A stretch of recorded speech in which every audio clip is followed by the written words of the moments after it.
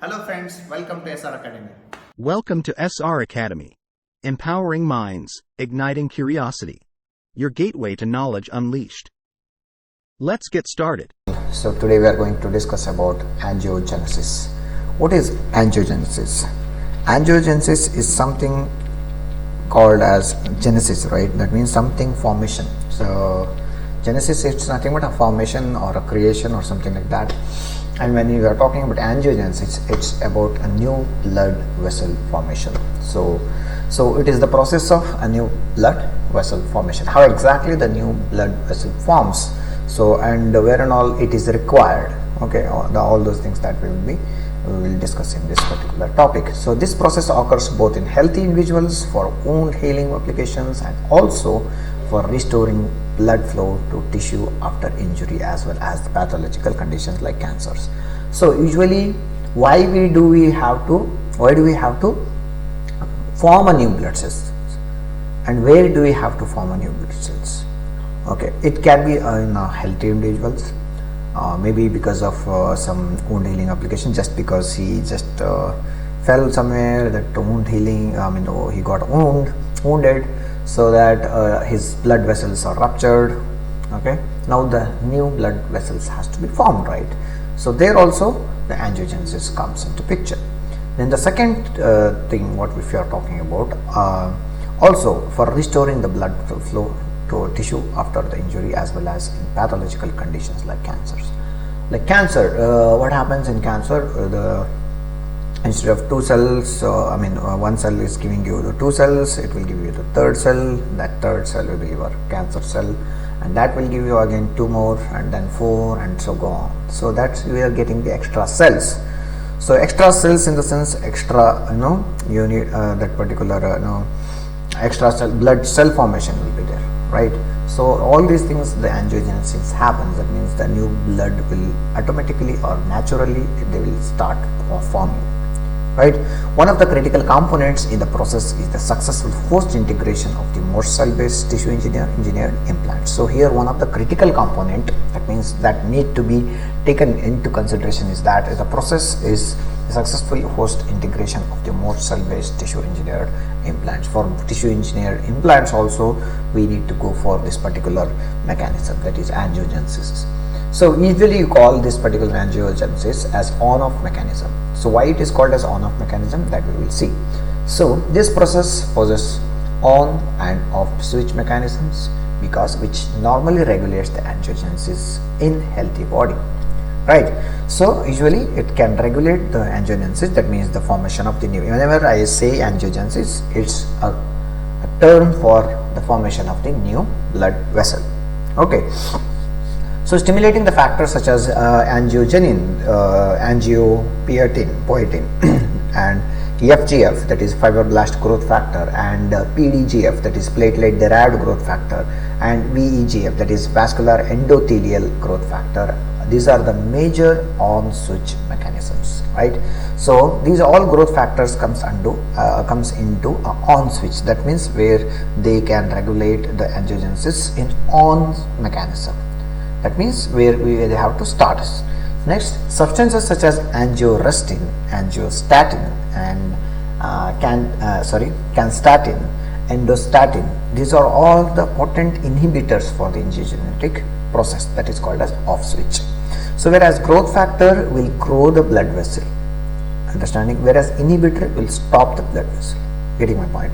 So they will act as inhibitors for the angiogenetic process. So whatever the angiogenetic process is there, that means whenever they are going to start with new formation, that it will stop. That is called as off mechanism. When you are using the inhibitors, it's off.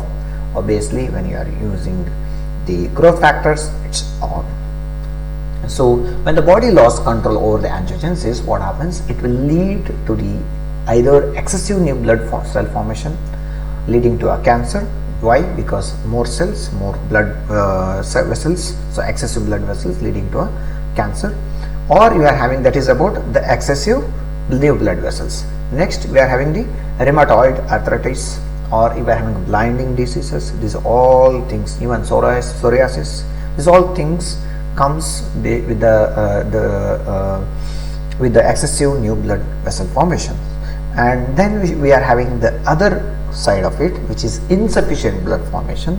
Even that is also a dangerous. That will lead to the coronary artery disease, stroke, and chronic wounds. Why? Because coronary artery disease, because there is no blood proper supply where it has to be there, and stroke, obviously since there is no blood supply, definitely most of the people will get stroke and chronic wounds also. So because of this, we can categorize into two things. Okay, the body, it will lose its control over the angiogenesis because two things: excessive new blood formation also it will lose, and at insufficient blood vessel formation also we will lose. So excessive blood solution, these things are there. That means what we can make use of it, we can use inhibitors and we can stop the blood vessels, and we can decrease the number of the blood vessels, and we can cure the cancer, arthritis, or bland disease, or psoriasis, everything. And in the case of insufficient blood vessel formation, we can use the growth factors, okay, and so that they will enhance or they will increase the formation of the new arteries or new blood vessels, so that we can overcome with this particular stroke or artery diseases, coronary artery diseases. So hence the process of angiogenesis plays a vital role in diseases. Understanding? So steps involved in the new blood vessel formation. So the step 1, immediately after injury, what happens? The injured tissue produce and release the angiogenic growth factor. That's why your topic, it is VEGF bar angiogenesis, because it all starts with the releasing of this particular growth factor, that is angiogenic growth factor. Okay, so we are having this immediately after injury. What happens? The injured tissue produce and as well as that particular tissue only, whatever the injured tissue is there, that itself will produce and release the VEGF. Okay, so which diffuses into the nearby tissue immediately.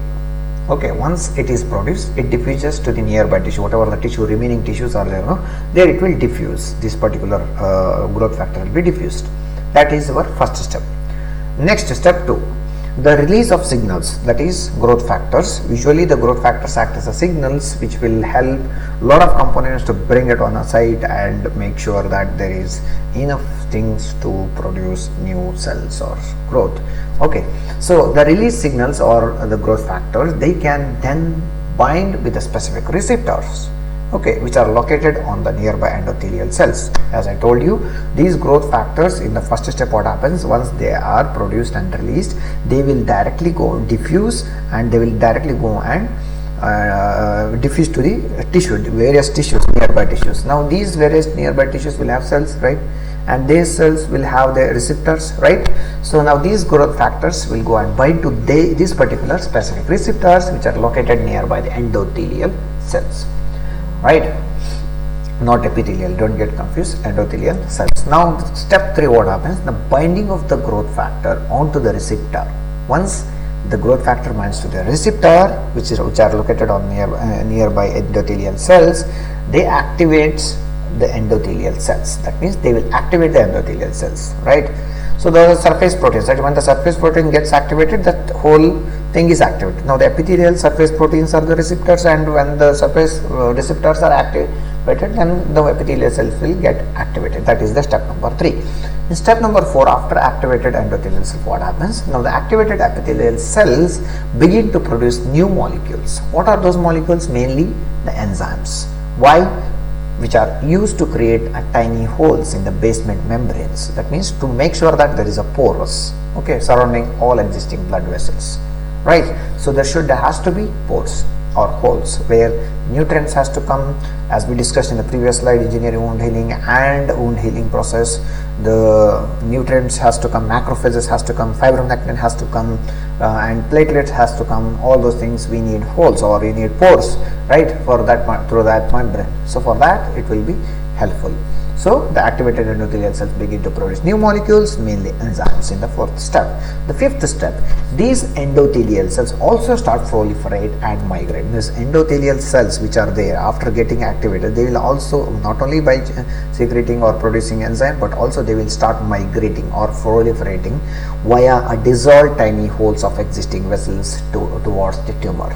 Okay, so it will go to that particular, towards the tumor or towards the wound, depending on whether you are talking about the cancer or you are talking about the wound.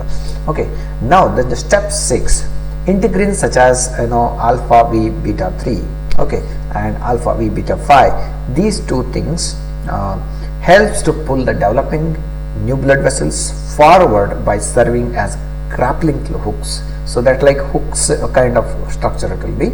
So these integrins such as these two things, they will help to pull the developing new blood vessels. That means once the new blood cells will start, then they will start growing like this. Okay, new blood cells will be forwarded by the serving as grappling hooks. That was about step 6. In step 7, what happens? Now the enzymes such as matrix metalloproteinase, that is MMP, they are produced to dissolve the adjacent tissue. That means they will be produced, so make sure that they will dissolve the adjacent tissue, the next tissue, in order to accommodate a new blood cells. So that particular pores are there which are created earlier. Now if the next to the adjacent to that any tissues are there, no, and those tissues will be dissolved, so that there has to be a room so that the new blood cell has to be formed, right? There has to be a new blood cells has to be, for that there has to be a room or a place or an area. For that this particular MMP will dissolve the adjacent tissues. Now step 8, in step 8 what happens? Once the vessel extends, again the surrounding tissue remolded around the vessel, again remolded in the sense again the surrounded tissue will come back to its original shape, so that only the blood cells will be compact. That means the blood cells will be formed and then the tissue will come back to and it will cover the blood cells. So now this in step A9 what happens? Endothelial cells rolled up and develop a blood vessel tube. Now this endothelials will come like they will roll up just above these things, whatever the kept and the holes were formed, and they will form a tube, okay, or the vessel.